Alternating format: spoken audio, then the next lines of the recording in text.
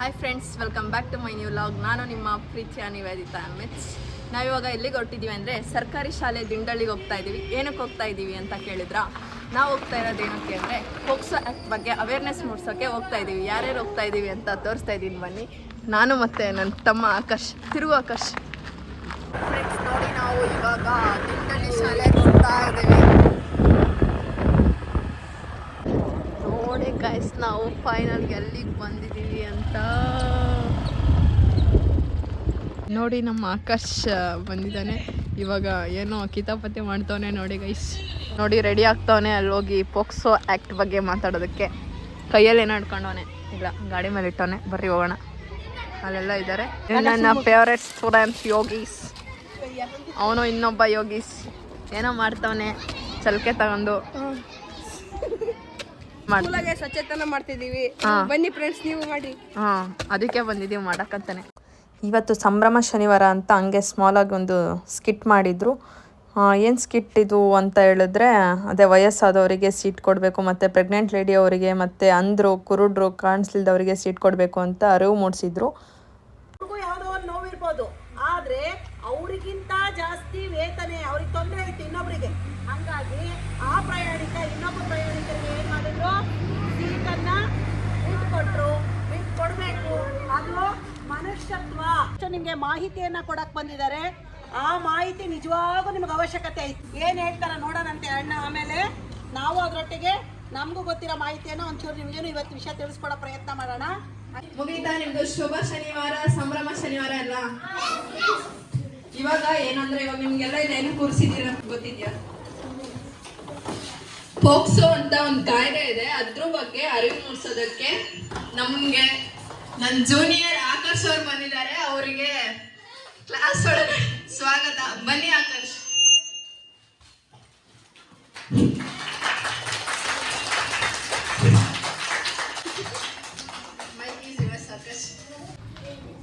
Hi, ಹೆಂಗಿದ್ದೀರಾ ಎಲ್ಲರೂ?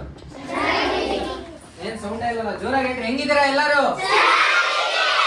Very good. POCSO ಅಂತ ಯಾರಾದ್ರೂ ಏನಾದ್ರು ಕೇಳಿದಿರಾ ಇದ್ರ ಬಗ್ಗೆ? ಪೋಕ್ಸೋ ಯಾರಾದ್ರೂ ನಿಮಗೆ ಹಿರಿಯರು ಅಥವಾ ನಿಮ್ ಶಿಕ್ಷಕರು ಏನಾದ್ರೂ ಇಲ್ಲಿವರೆಗೂ ಮಾಹಿತಿ ಕೊಟ್ಟಿದಾರಾ? 18 ವರ್ಷದ ಒಳಪಡೋರು ಏನಿದ್ದೀರಾ ನೀವು, ಅವರಿಗೆ ಲೈಂಗಿಕವಾಗಿ ಕಿರುಕುಳ ಅಥವಾ ಅವರಿಗೆ ಮುಜುಗರ ಆಗುವಂತಹ ವರ್ತನೆಗಳು, ಅದರಿಂದ ಮಕ್ಕಳನ್ನು ರಕ್ಷಿಸಲ್ಪಡಲಿಕ್ಕೆ ಈ ಒಂದು ಕಾಯ್ದೆಯನ್ನು ಮಾಡಿದ್ದಾರೆ. ಯಾವಾಗ? 2012ರಲ್ಲಿ ನರೇಂದ್ರ ಮೋದಿ ನೇತೃತ್ವದ ಕೇಂದ್ರ ಸರ್ಕಾರ ಮತ್ತು ಮಹಿಳಾ ಮತ್ತು ಮಕ್ಕಳ ಕಲ್ಯಾಣ ಇಲಾಖೆ ಬೇರೆ ರೀತಿಯಾಗಿ ಮಾತಾಡುವಂಥದ್ದು, ಆಮೇಲೆ ಅವರ ಒಂದು ಸ್ಪರ್ಶಗಳಾಗಿರ್ಬೋದು, ಮತ್ತೆ ನಿಮ್ಮ ಒಂದು ಭಾವಚಿತ್ರಗಳನ್ನು ನಗ್ನವಾಗಿ ರೀತಿಯಲ್ಲಿ ತೆಗೆಯುವಂಥದ್ದು, ಅಥವಾ ಏನು ನಿಮಗೆ ಅರ್ಥ ಆಗೋ ಭಾಷೆಯಲ್ಲಿ ಅಂದರೆ ನಿಮಗೆ ಸ್ನಾನ ಮಾಡುವಾಗ ಅಥವಾ ನೀವು ಬಟ್ಟೆಯನ್ನು ಹಾಕದೇ ಇರುವಾಗ ನಿಮ್ಮ ಭಾವಚಿತ್ರಗಳನ್ನು ತೆಗೆಯುವಂಥದ್ದು ಇರ್ಬೋದು, ಅಥವಾ ನಿಮ್ಮನ್ನು ಮುಟ್ಟುವುದು, ಯಾರು ಇಲ್ಲದ ಜಾಗದಲ್ಲಿ ನಿಮ್ಮನ್ನು ಕರೆದುಕೊಂಡು ಹೋಗುವಂಥದ್ದು, ಈ ತರ ಒಂದು ಯಾರಾದ್ರೂ ಮಾಡಿದ್ರು ಅಂದ್ರೆ ಅದರಿಂದ ನಿಮ್ಮನ್ನ ಸಂರಕ್ಷಣೆ ಪಡಿಸಲಿಕ್ಕೋಸ್ಕರ ಈ ಒಂದು ಕಾಯ್ದೆ ಮಾಡಲಾಗಿದೆ. ಆ ರೀತಿ ಯಾರಾದ್ರೂ ನಿಮಗೆ ಮಾಡಿದ್ರು ಅಂತ ಅಂದ್ರೆ ನೀವು ಭಯ ಪಡುವ ಅವಶ್ಯಕತೆ ಇಲ್ಲ. ಆದಷ್ಟು ನಿಮಗೆ ಯಾರ ಮೇಲೆ ನಂಬಿಕಸ್ಥರು ಇರ್ತಾರೋ, ನಿಮ್ಮ ತಂದೆ ಆಗಿರ್ಬೋದು, ತಾಯಿ ಆಗಿರ್ಬೋದು, ನಿಮ್ಮ ಶಿಕ್ಷಕರುಗಳಾಗಿರ್ಬೋದು, ಅಥವಾ ನಿಮಗೆ ಯಾರು ದೊಡ್ಡವರು ಅನ್ನಿಸ್ತಾರೋ, ಅಥವಾ ನಿಮಗೆ ಯಾರ ಮೇಲೆ ಅಪಾರವಾದ ನಂಬಿಕೆ ಇದೆ ಅವರಿಗೆ ಹೋಗಿ ಧೈರ್ಯವಾಗಿ ನೀವು ಹೇಳಬೇಕಾಗ್ತದೆ. ತದನಂತರ ಅವರು ಇದನ್ನ ಹತ್ತಿರದ ಪೊಲೀಸ್ ಠಾಣೆಗಾಗಿರ್ಬೋದು ಅಥವಾ ಮಕ್ಕಳ ಮತ್ತು ಮಹಿಳಾ ಸಹಾಯವಾಣಿ ಅಂತ ಇದೆ ನಂಬರ್, ಗೊತ್ತಲ್ಲ ನಿಮಗೆ? ಚೈಲ್ಡ್ ಹೆಲ್ಪ್ ಲೈನ್ ಅಲ್ಲಿ ಹೊರಗಡೆ ಬೋರ್ಡ್ ಮೇಲೆ ಇದೆಯಲ್ಲ ನಂಬರ್. Very good. ಏನದು? ಮಕ್ಕಳ ಸಹಾಯವಾಣಿ. ಗುಡ್. ನಿಮಗೆ ಸುರಕ್ಷಿತವಾಗಿ ಯಾವ ರೀತಿ ನಿಮ್ಮನ್ನು ನೋಡ್ಕೋಬೇಕು, ನಿಮಗೆ ಏನು ಮೆಡಿಕಲ್ ಚಿಕಿತ್ಸೆ ಬೇಕಾಗಿರ್ತದೋ ಅದನ್ನು ಕೊಡಿಸೋದಾಗಿರ್ಬೋದು, ನೆಕ್ಸ್ಟ್ ನ್ಯಾಯ ಕೊಡಿಸೋದಾಗಿರ್ಬೋದು, ಆ ವ್ಯಕ್ತಿ ಮಾಡಿದವನು ಎಷ್ಟೇ ಪ್ರಭಾವಿ ಆಗಿದ್ರು ಕೂಡ ಅವನನ್ನ ಎಲ್ಲಿ ಬಗ್ಗಿಸ್ಬೇಕು ಅಲ್ಲಿ ಬಗ್ಗಿಸ್ತಾರೆ, ಅವನಿಗೆ ಏನು ಶಿಕ್ಷೆ ಕೊಡಿಸ್ಬೇಕೋ ಕೊಡಿಸ್ತಾರೆ. ಯಾರಾದ್ರೂ ನಿಮಗೆ ತೊಂದರೆ ಕೊಡ್ತಾ ಇದ್ದಾರೆ ಅಂತಂದ್ರೆ ತಕ್ಷಣ ನೀವು ಏನ್ ಮಾಡ್ಬೋದು, ಅದನ್ನ ನಿಮ್ಮ ವಯಸ್ಕರ ಪೇರೆಂಟ್ಸ್ಗಾಗಿರ್ಬೋದು ಅಥವಾ ಶಿಕ್ಷಕರಿಗೆ ಯಾರಿಗಾದ್ರೂ ತಿಳಿಸಿ ಅವ್ರಿಗೆ ಶಿಕ್ಷೆ ಕೊಡಿಸ್ಬೋದು. ತದನಂತರ ಇದು ನಿಮಗೆ ಕೋರ್ಟ್ ಕೇಸ್ ಆಗ್ತದೆ, ಅಥವಾ ಆ ರೀತಿ ನಿಮ್ಮ ಮನೆಯಲ್ಲಿ ನಿಮಗೆ ಹೇಳ್ಬೋದು, ಎಲ್ಲ ಓಡಾಡ್ಲಿಕ್ಕೆ ನಮಗೆ ಸಮಸ್ಯೆ ಆಗ್ತದೆ, ಅವರು ಪ್ರಭಾವಿಗಳು, ಈ ರೀತಿ ಯೋಚನೆಗಳು ನಿಮ್ಮ ಪೇರೆಂಟ್ಸ್ ಅಲ್ಲಿ ಇದ್ರೆ ನೀವೇ ಅವರಿಗೆ ತಿಳಿಸಿ ಹೇಳಿ. ಆ ರೀತಿ ಏನೂ ಆಗೋದಿಲ್ಲ. ಅವರೇ 10 9 8 ಈ ಒಂದು ಸಂಖ್ಯೆಗೆ ಕರೆ ಮಾಡಿದ್ರೆ ಸಾಕು, ಅವರೇ ಬಂದು ನೋಡ್ಕೊಂಡು ಪ್ರತಿಯೊಂದು ನಮ್ಮ ಮೆಡಿಕಲ್ ಚಿಕಿತ್ಸೆ ಆಗಿರ್ಬೋದು, ಲೀಗಲ್ ಖರ್ಚಸ್, ಅಥವಾ ನೀವೇನು ಕೋರ್ಟು ಕೇಸು ಏನು ಓಡಾಡ್ತೀರಾ ಆ ಒಂದು ಖರ್ಚುಗಳಾಗಿರ್ಬೋದು, ತದನಂತರ ಮುಂದೆ ಏನೇ ಖರ್ಚುಗಳು ಬಂದರೂ ಅದನ್ನ ಅವರೇ ಭರಿಸ್ತಾರೆ. ನೀವು ಯಾವ ಜಾಗದಲ್ಲಿ ಇರ್ತೀರೋ ನ್ಯಾಯಾಧೀಶರು ಅಥವಾ ಮ್ಯಾಜಿಸ್ಟ್ರೇಟ್ ಅಂತ ಏನು ಹೇಳ್ತೀರಾ ಅವರು ಅದೇ ಜಾಗಕ್ಕೆ ಬಂದು ಹಾಜರು ಮಾಡಿ ನಿಮ್ಮ ಒಂದು ಮಾಹಿತಿಯನ್ನು ಕಲೆ ಹಾಕಿ ಅವರಿಗೆ ಎಷ್ಟು ಶಿಕ್ಷೆ ಕೊಡಲಿಕ್ಕೆ ಪ್ರಯತ್ನಿಸ್ತಾರೆ, ಶಿಕ್ಷೆ ಕೊಟ್ಟೇ ಕೊಡ್ತಾರೆ. ಅರ್ಥ ಆಯ್ತಾ ನಿಮಗೆ? ಗುಡ್ ಟಚ್ ಬ್ಯಾಡ್ ಟಚ್ ಕೇಳಿದ್ದೀರಾ? ಒಳ್ಳೆಯ ಸ್ಪರ್ಶ ಕೆಟ್ಟ ಸ್ಪರ್ಶ ಯಾರಿಗಾದ್ರೂ ಗೊತ್ತಾ? ಇಲ್ಲಿ ಒಂದು ಹುಡುಗ ಇರ್ತಾನೆ, ಎಲ್ಲರಿಗೂ ಗಮನವಿಟ್ಟು ನೋಡಿ, ಇದು ಬಹಳ ಮುಖ್ಯವಾದದ್ದು ನಿಮಗೆ. ಒಳ್ಳೆಯ ಸ್ಪರ್ಶ ಮತ್ತು ಕೆಟ್ಟ ಸ್ಪರ್ಶ ಏನು ಅಂತ ತೋರಿಸ್ತೇನೆ ನಿಮಗೆ. ಇವಾಗ ಯಾರಾದ್ರೂ ಇವನಿಗೆ ಈ ರೀತಿ ತಲೆ ಸವರ್ತಾ ಇದ್ದಾರೆ, ಈ ರೀತಿ ಮಾತಾಡ್ತಾ ಇದ್ದಾರೆ, ಒಳ್ಳೆ ಸ್ಪರ್ಶ. ಏನ್ ಹೇಳಿ ಇದು? ಈ ರೀತಿ ನೀವು ಮಾಡ್ಲಿಕ್ಕೆ ಅನುಮತಿ ಕೊಡಬಹುದು. ಅದು ನಿಮಗೆ ಗೊತ್ತಿರುವಂತವರಾಗಿದ್ರೆ, ನಂಬಿಕಸ್ಥರಾಗಿದ್ರೆ ಮಾತ್ರ. ನಿಮಗೆ ಗೊತ್ತಿಲ್ಲದವರು, ಅವರ ಮೇಲೆ ನಿಮಗೆ ನಂಬಿಕೆ ಬರದೇ ಇರುವಂತವರು ಆ ತರ ಇದ್ರೆ ನೀವು ಅವರ ಹತ್ತಿರಕ್ಕೂ ಸಹ ಹೋಗ್ಬಾರ್ದು. ನೆಕ್ಸ್ಟ್, ಈ ತರ ಎದೆಯ ಭಾಗದಲ್ಲೆಲ್ಲ ಮುಟ್ಟುವಂಥದ್ದು, ಈ ರೀತಿ ಮಾಡಿಸ್ಕೊಳ್ಳೋದು ಕೆಟ್ಟ ಸ್ಪರ್ಶ. ಯಾರಾದ್ರೂ ಆಗ್ಲಿ, ಪರಿಚಯಸ್ಥರಾದ್ರೂ ಆಗ್ಲಿ, ನಿಮ್ಮ ತಂದೆ ತಾಯಿಗಳಾದ್ರೂ ನೀವು ಮುಟ್ಟಿಸ್ಕೊಳ್ಳುವಂಥದ್ದು ತಪ್ಪು. ಅರ್ಥ ಆಯ್ತಾ? ನೆಕ್ಸ್ಟ್, ಹೊಟ್ಟೆ ಭಾಗ ಆಗಿರ್ಬೋದು ಅಥವಾ ಹೊಟ್ಟೆಯ ಕೆಳಗಡೆ ಭಾಗ, ಹಿಂದೆ, ಈ ರೀತಿ ಎಲ್ಲ ಮುಟ್ಟುವಂಥದ್ದು ಕೆಟ್ಟದು. ಇವಾಗ ಶೇಕ್ ಹ್ಯಾಂಡ್ ಕೊಡಿ. ಶೇಕ್ ಹ್ಯಾಂಡ್ ಕೊಟ್ರೆ ಇದು ಒಳ್ಳೆ ಸ್ಪರ್ಶ, ಯಾರಿಗಾದ್ರೂ ನೀವು ಕೊಡ್ಬೋದು ಶೇಕ್ ಹ್ಯಾಂಡ್. ಅದೇ ಅವ್ರು ನಿಮ್ಮನ್ನ ತಪ್ಪಿಕೊಳ್ತಾರೆ ಅಂದ್ರೆ ಅವ್ರು ಯಾವ ಒಂದು ವಿಧಾನದಲ್ಲಿ ತಪ್ಪಿಕೊಳ್ತಾರೆ ಅಂತಕ್ಕಂಥದ್ದು ಬಹಳ ಮುಖ್ಯವಾಗ್ತದೆ.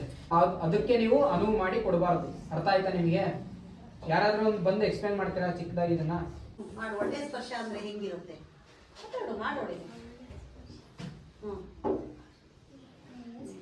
ಕೆಟ್ಟ ಸ್ಪರ್ಶ ಅಂದ್ರೆ ತೋರ್ಸೋದನ್ನ ನೀನೆ.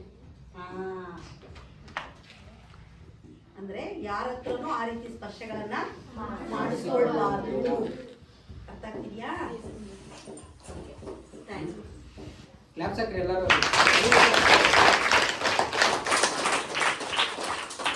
ಮಾಡ್ತಾ ಇರೋರು ಯಾರಾದ್ರೂ ನಮ್ಮ ಪಾಲಕರು, ಪೋಷಕರೇ ಆಗಿರ್ಬೋದು, ಅಥವಾ ನಮಗೆ ನಂಬಿಕಸ್ಥರು, ನಮ್ಮ ಶಿಕ್ಷಕರಾಗಿರ್ಬೋದು, ಅಥವಾ ಯಾರೋ ನಮಗೆ ಗೊತ್ತಿರೋ ಅಣ್ಣ, ಅಕ್ಕ, ಪರಿಚಯದವರೇ ಈ ರೀತಿ ಮಾಡ್ತಾ ಇದ್ದಾರೆ ಅಂತ ಸಹ ಇದು ಅಪರಾಧ. ಯಾರು ಮುಟ್ಟಿದ್ರು ಅದನ್ನ ನೀವು ಅಫೆನ್ಸ್ ಮಾಡ್ಬೋದು, ತಡಿಬಹುದು. ಏನಂತ ಹೇಳ್ತೀರಾ? ಯಾರಾದ್ರೂ ನಿಮ್ಗೆ ಆ ರೀತಿ ಮಾಡ್ಲಿಕ್ಕೆ ಬಂದ್ರೆ ಏನ್ ಮಾಡ್ತೀರಾ ನೀವು? ಹೊಡಿಬಹುದು. ನೀವು ಹೊಡೆದ್ರೆ ನಿಮಗೆ ಕಾನೂನಿನ ಪ್ರಕಾರ ಯಾವುದೇ ಶಿಕ್ಷೆ ಆಗುವುದಿಲ್ಲ. ತದನಂತರ ಆದಷ್ಟು ಬೇಗ ನೀವು ಅವರಿಂದ ತಪ್ಪಿಸಿಕೊಳ್ಳುವ ಪ್ರಯತ್ನ ಮಾಡಿ. ನಿಮಗೆ ಯಾರು ನಂಬಿಕಸ್ಥರು, ನಿಮ್ಮ ಶಿಕ್ಷಕರಾಗಿರ್ಬೋದು, ತಂದೆ ತಾಯಿ, ಪಾಲಕರು, ಪೋಷಕರು, ಅಥವಾ ನಿಮಗೆ ನಂಬಿಕಸ್ಥರು ಯಾರು ಅನ್ನಿಸ್ತಾರೋ ದೊಡ್ಡವರು, ಅವರಿಗೆ ತಕ್ಷಣ ತಿಳಿಸಿ ಮಹಿಳಾ ಮತ್ತು ಮಕ್ಕಳ ಸಹಾಯವಾಣಿಗಾದ್ರೂ ಹೋಗಬಹುದು. ಇಲ್ಲ ಅಂದ್ರೆ ನೀವು ಹತ್ತಿರದಲ್ಲಿ ಪೊಲೀಸ್ ಠಾಣೆ ಇದ್ದರೆ ಪೊಲೀಸ್ ಠಾಣೆಗೂ ಸಹ ನೀವು ಹೋಗಬಹುದು. ಆದಷ್ಟು ಇದಕ್ಕೆ ಮಹಿಳಾ ಪೊಲೀಸರೇ ಬಂದು ಪ್ರತಿಯೊಂದು ಕೆಲಸವನ್ನು ನೋಡಿಕೊಂಡು ಅವರಿಗೆ ಶಿಕ್ಷೆ ಕೊಡಿಸುವವರೆಗೂ ನಿಮ್ಮ ಜೊತೆಗೆ ಇರ್ತಾರೆ. ನಿಮ್ಮ ಐಡೆಂಟಿಟಿನ ಬಚ್ಚಿರ್ತಾರೆ. ಅಂದ್ರೆ ಈಗ ಒಬ್ಬರು ವ್ಯಕ್ತಿ ಈ ತರ ಆಗಿದೆ ಅಂತ ಹೊರಗಡೆ ಯಾರಿಗೂ ಗೊತ್ತು ಮಾಡಲ್ಲ. ನಿಮ್ಮ ಅಕ್ಕಪಕ್ಕದ ಮನೆಯವರಿಗೂ ಸಹ ಈ ವಿಷಯ ಗೊತ್ತಾಗಲ್ಲ. ಆ ರೀತಿ ಗೌಪ್ಯವಾಗಿ ಇಟ್ಟು ನಿಮಗೆ ಇದರಿಂದ ಎಷ್ಟು ನಿಮ್ಮನ್ನ ಸಂರಕ್ಷಿಸಲು ಅವರಿಗೆ ಸಾಧ್ಯವಾಗ್ತದೆಯೋ ಅಷ್ಟು ಮಾಡಬಹುದು. ಮಾಡೇ ಮಾಡ್ತಾರೆ ಕೂಡ. ನಮ್ಮ ದೇಹ ಯಾರದ್ದು? ಕೈ ಎತ್ತಬೇಕು. ಎಲ್ಲರಿಗೂ ಹೋಗಿಲ್ಲ, ಕೈ ಎತ್ತಬೇಕು. ನಾನು ಕೇಳ್ತೀನಿ.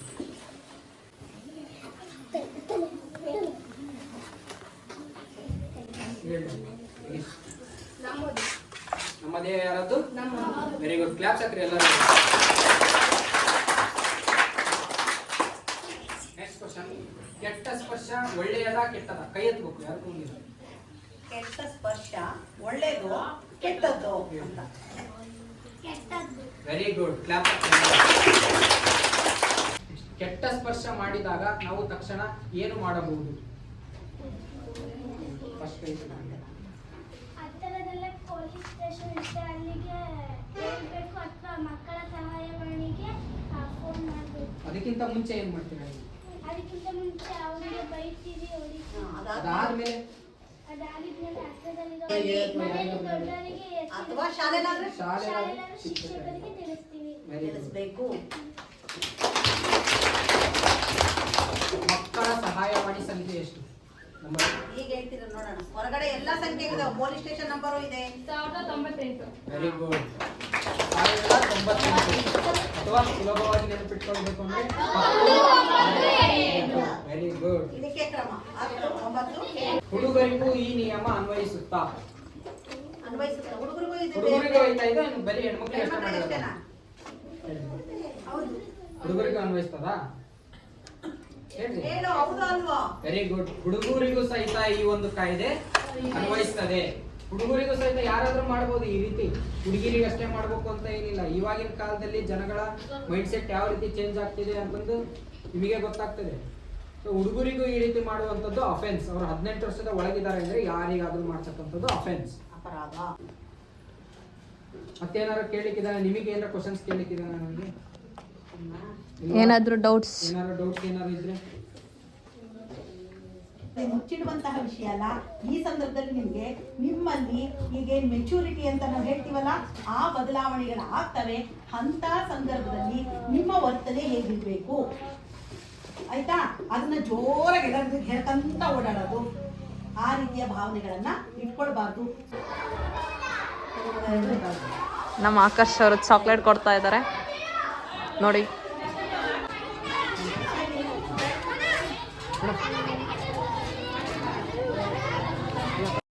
ಮಕ್ಕಳಿಗೆಲ್ಲ ಬಾಳೆಹಣ್ಣು ವಿತರಣೆ ಮಾಡಲಾಗುತ್ತಿದೆ. ಎಲ್ಲರೂ ಊಟಕ್ಕೆ ಕೂತಿದ್ದಾರೆ. ನಮ್ಮ ಆಕರ್ಷ್ ಅವರು ಅವರಿಗೆಲ್ಲ ಚಾಕ್ಲೇಟ್ ವಿತರಣೆ, ಸಿಹಿ ಹಂಚಿಕೆ ನೀಡ್ತಾ ಇದ್ದಾರೆ ನೋಡಿ. ಹಂಗೆ ನಾನು ಸ್ವಲ್ಪ ಜನಕ್ಕೆ ಚಾಕ್ಲೇಟ್ಸ್ನ ಕೊಟ್ಟೆ, ಖುಷಿ ಆಯಿತು. ಇವಾಗ ಟಿಫನ್ ಮಾಡ್ತಾಯಿದ್ದೀವಿ. ಬನ್ನಿ ಗೈಸ್, ಉಪ್ಪಿಟ್ಟು ತಿನ್ನೋಣ. ನೋಡಿ, ಆಫೀಸ್ ರೂಮಲ್ಲಿ ಇದ್ದೀವಿ ನಾವು. ನೋಡಿ ಗೈಸ್, ಈ ಗಿಡ ನಾನೇ ನೆಟ್ಟಿರೋದು. 2 ವರ್ಷದ ಹಿಂದೆ ನನ್ನ ಬರ್ಡೇ ದಿನ ಸ್ಕೂಲಿಗೆ ಬಂದು ಮಕ್ಕಳಿಗೆಲ್ಲ ಸಿಹಿ ಹಂಚಿಕೆ ಕೊಟ್ಟು ಗಿಡ ನೆಟ್ಟಿದ್ದೆ. ದಿವಸ ಪಾಪ ಹುಡುಗರು ಎಲ್ಲ ಕಷ್ಟಪಟ್ಟು ನೀರು ಹಾಕಿ ಬೆಳೆಸ್ತಾ ಇದ್ದಾರೆ. ಎಲ್ಲರಿಗೂ ಥ್ಯಾಂಕ್ ಯು. ನೋಡಿರಿ, ನೀವು ಇದೇ ಥರ ಗಿಡ ನೆಟ್ರಿ, ಒಳ್ಳೆ ಕೆಲಸಗಳನ್ನ ಮಾಡಿರಿ. ನೋಡಿರಿ, ನನಗಿಂತ ಹೈಟಾಗಿ ಬೆಳೆದಿದೆ. 2 ವರ್ಷದಿಂದ ಹಾಕಿರೋದು. ನಾನು ಬಂದಾಗೆಲ್ಲ ನೋಡ್ತೀನಿ, ತುಂಬ ಖುಷಿ ಆಗುತ್ತೆ. Bye ma'am. ಬಾಯ್ ಪುಟ. ಬಾಯ್ ಬಾಯ್ ಸುಪ್ರೀತಾ. ಬಾಯ್. ಅದು ವಿಡಿಯೋ ಮಾಡಿದೆ. ಹಾಂ, ಕರೆಕ್ಟಾಗಿ ಮಂಜು ಮಾಸ್ಟರ್ ಸೊಸೆನೆ ಕಡೆ ನೀನು. Bye friend. Bye. Okay, bye. Thank you. ನಾವು ಸ್ಕೂಲಲ್ಲಿ ಎಲ್ಲ ಪ್ರೋಗ್ರಾಮ್ ಮುಗಿಸ್ಕೊಂಡು ಆಕರ್ಷ್, ನಾನು ಮತ್ತು ದಾವಣಗೆರೆ ತೆರಳುತ್ತಿದ್ದೇವೆ. Dindalli left words Davanagere. ಆಕರ್ಷ್ ನೋಡ್ರಿ, ಬಂದ ತಕ್ಷಣ ಅಲ್ಲ ಸ್ಟಿಂಗ್ ನೋಡ್ತಿ ಅಕ್ಕ ಲಾಗ್ ಮಾಡೋಕ್ಕ ಹಾಕಕ್ಕ ಅಂತ ಹೇಳಿ ಇವಾಗ ಮುಖ ಮುಚ್ಕೊಂತಾನೆ. ಎಂತ ಅಂದ್ರೆ ಇವನು.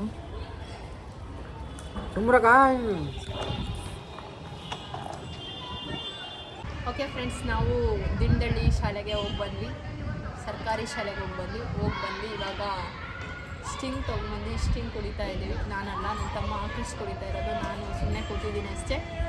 ಈ ಲಾಗ್ನ ಪೂರ್ತಿ ನೋಡಿದ್ದೀರಾ. Thank you so much. ಇಷ್ಟ ಇದ್ದರೆ ಲೈಕ್ ಮಾಡಿ, ಶೇರ್ ಮಾಡಿ, ಕಮೆಂಟ್ ಮಾಡಿ ಮತ್ತು ಸಬ್ಸ್ಕ್ರೈಬ್ ಮಾಡಿ ಗೈಸ್. ಈ ಲಾಗ್ನ ಇಲ್ಲಿಗೆ ಎಂಡ್ ಮಾಡ್ತಾ ಇದ್ದೀನಿ ಅಷ್ಟೇ. ಬಾಯ್ ಬಾಯ್. ನೆಕ್ಸ್ಟ್ ವೀಡಿಯೋದಲ್ಲಿ ಸಿಗ್ತೀನಿ. Love you.